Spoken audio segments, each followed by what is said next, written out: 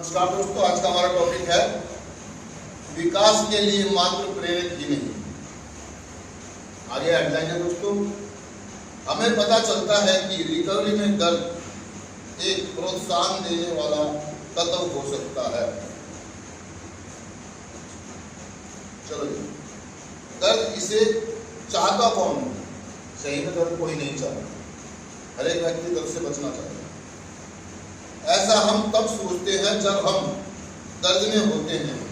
दर्द में हमें कोई सही उद्देश्य तो नजर आता ही नहीं।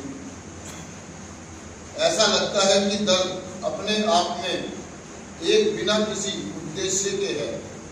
जब हम दर्द में हो और ऐसे में कोई हमें इसमें छुपे आध्यात्मिक विकास का दर्शन बताने लगे तो हम शायद उबककर गुनगुना उठते हैं और यह सोचते हुए वहां से दूर हट जाते हैं कि इससे अधिक संवेदन विहीन व्यक्ति हमने कभी नहीं देखा। लेकिन तब क्या होता है जब अगर मनुष्य शारीरिक अथवा भावनात्मक दर्द महसूस नहीं करता? क्या यह आदर्श जगत होता है? निश्चय ही एकदम नहीं। अगर हमने शारीरिक दर्द को अनुभव करने की क्षमता नहीं होती तब हम यह नहीं जान पाते कि कब हम अपनी आंखें झपकाकर आंखों के तिनके को कैसे बाहर निकाल फेंकें। हम नहीं जान पाते कि व्यायाम करना कब बंद करें। हम यह भी नहीं जान पाते कि हम नींद में करवट कब बदलें। एक खतरे की चेतावनी देने की प्रवृत्ति अवस्था के अभाव में फिर अपने को हम केवल हानि ही पहुंचाते रहते हैं। भावनात्मक दर्द के बारे में भी यही तर्क सही है। अगर हम दर्द में नहीं होते तो हम कैसे जान पाते कि हमारी जिंदगी अस्त व्यस्त हो चुकी है। शारीरिक दर्द की तरह भावनात्मक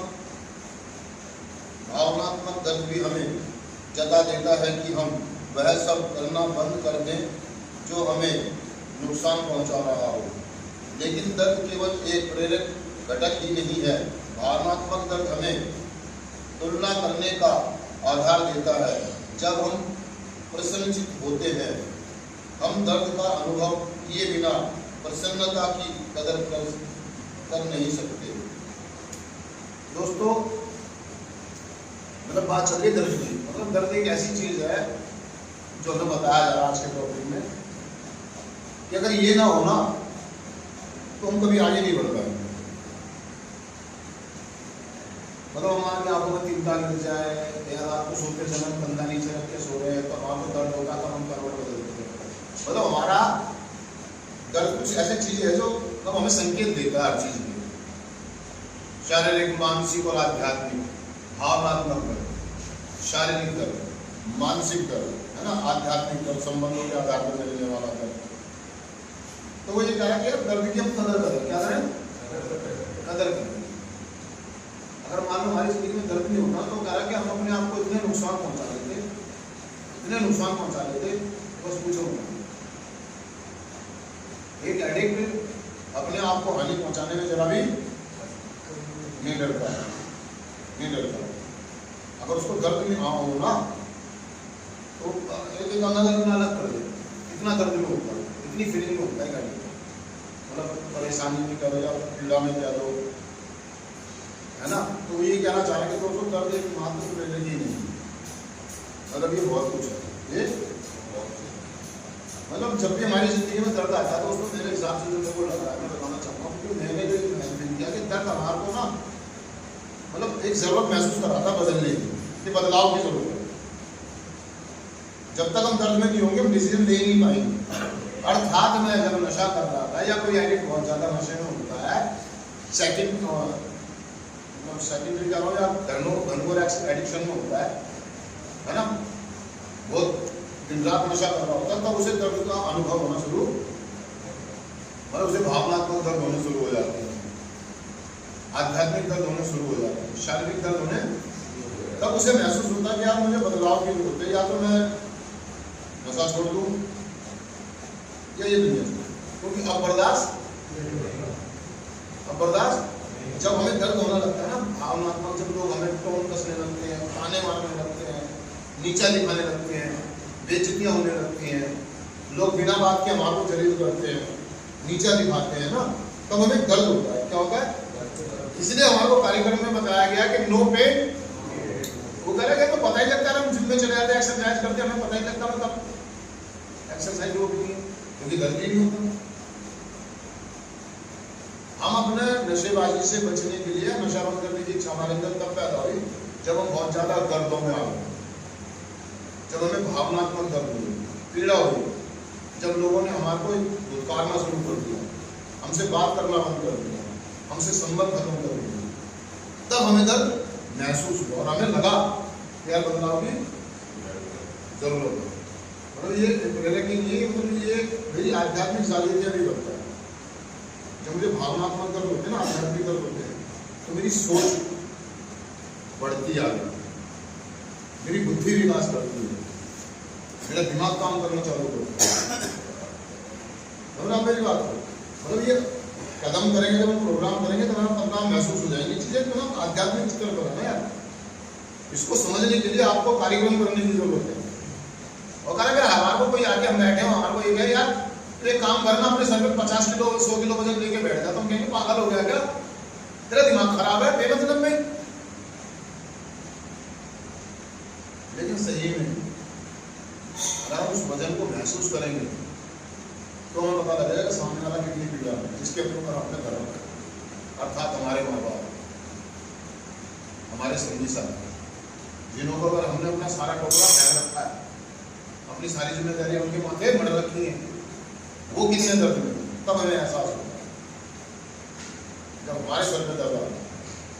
और एक एडिक्ट है, वो कंफर्टेबल चाहता है, आरामदायक स्थिति चाहता है, वो जिम्मेदारियां नहीं लेना चाहता परिवार की, काम की, समाज की, क्योंकि उसको दिक्कत होती है, उसे डर है, उसे बेइज्जती होने का, क्योंकि वो दर्द ले नहीं सकता। इसी प्रकार से दोस्तों आपने देखा, रियाबों में आते हैं, कार्यक्रम में आते हैं, प्रोग्राम में आते हैं, तो कुछ लोग हमारे को दर्द देते हैं, जानबूझ के हमारे को कुछ ऐसे शब्द बोलते हैं, है ना, कुछ ऐसी, ताकि वो भावनात्मक दर्द मुझे हो और मैं अंदर से ये बात सोचने को मजबूर होता हूँ कि यार मुझे बदलाव की जरूरत है। क्योंकि एक एडिक्ट को दर्द महसूस नहीं हो, दर्द से बचने के लिए तो नशा कर रहा था, दर्द की अनुभूति ना हो, दर्द का एहसास ना हो, इसीलिए तो वो नशा कर रहा था। और जब नशा जिंदगी से निकल गया है तो इतना सा दर्द भी उसको इतना बड़ा लगा, इतनी सी बात उसको इतनी बड़ी बात कर दी, जरा सी घटना वो राय का पहाड़ बना देता है एडिक्ट में। मेरे को ऐसे बोल दिया, मुझे ऐसे कह दिया, मेरे साथ ये हो गया, मेरे साथ, मतलब वो पागल हो जाता है और तुरंत से समाधान ढूंढता नशे में, उस दर्द से बचने के लिए, उस अनुभूति से बचने के लिए, उस भावनात्मक दर्द से बचने के लिए दोबारा से नशे की तरफ जाता है। दर्द से कब तक भागोगे भाई, दर्द को तो फेस करना है यार। दर्द तो मेरे जीवन का एक हिस्सा है, मेरी रिकवरी का सबसे बड़ा अहम हिस्सा है, यही मुझे आगे लेके जाएगा, यही मुझे जगाएगा, मेरी आध्यात्मिक जागृति क्या करेगा। और इस दर्द से बचने के लिए हम क्या करते हैं, नशे का सहारा, नशे की तरफ चलते हैं, रिलेशन खत्म कर देते, बात करना बंद कर देते, मौन होकर बैठ जाते हैं, डिनाइल में आ जाते हैं, नकारना शुरू कर देते हैं। मात्र प्रेरक नहीं है, यही तो वो स्तंभ है, नो पेन। जब तक मैं दर्द नहीं लूंगा, भागता रहूंगा मैं, तब तक मैं आगे नहीं बढ़ूंगा, तब तक मैं आगे नहीं बढ़ूंगा। दर्द तो मुझे लेने पड़ेगा, और कोई दे रहा है जानबूझ के तो उसका शुक्र अदा करो, उसका वो जो मुझे शब्द बांट फेंक रहा है, वो जो मुझे टॉर्चर कर रहा है, जैसे आप टॉर्चर बोल देते हैं, जबकि टॉर्चर होता नहीं है, ये मदद होती है, क्योंकि दर्द से खेलना सिखा रहा है मुझे यार। मुझे जानबूझ के ऐसी जिम्मेदारियां दी जाती हैं जो मैं ना निभा सकूँ, जिनको मैं ना उठा सकूँ। मुझे जानबूझ के इतना वजन मेरे सर पर लगा जाता है जो मैं, जिसको देख के मैं डरता हूँ, मुझे दर्द महसूस होता है, लेकिन मुझे दिया जाता है नहीं, वही करेगा वही। तो तो कुछ ऐसे व्यक्ति हमें मिल जाते हैं, सलाहकार, मददगार, जिसे हम जिन्हें हम स्पॉन्सर कह देते हैं, सीनियर कह देते हैं। वो जानबूझ के हमारे पास कुछ चीज़ें हमारे को बोलते हैं जिनसे हमें दर्द होता है, हमें शर्म आती है, हमें ठंड महसूस होती है, हमें भावनात्मक दर्द होता है। और जो उन दर्दों को सह गया और समझ गया वो तो जाएगा आगे, और जो उन दर्दों से बचने के लिए नेगेटिव होकर बैठ गया और नशे का सहारा ले लिया वो कभी आगे। तो दर्द दोस्तों में आगे ले जाता है, मोटिवेट करता है। ये मेरे जीवन का एक हिस्सा है, मैं इसको स्वीकार कर लूँ। जैसे और चीज़ों को मैं स्वीकार करता हूँ ना, उपहारों को, फिक्रों को, खुशियों को, मैं दर्द को भी स्वीकार करूँ, क्योंकि ये मेरा हिस्सा है, ये मेरा एक हिस्सा है। इसको स्वीकार करूँ, इसको महसूस करूँ और इससे सीखूँ और आगे बढ़ूँ और आगे। तो दोस्तों मैं चिंतन पढ़ता हूँ सिर्फ आज के लिए। मैं दर्द को जीवन के एक आवश्यक हिस्से के रूप में स्वीकार करूंगा। मैं जानता हूं कि जिस हद तक मैं दर्द का अनुभव कर सकता हूं, उस हद तक मैं प्रसन्नता का भी अनुभव कर सकूंगा। थैंक यू दोस्तों, शुक्रिया।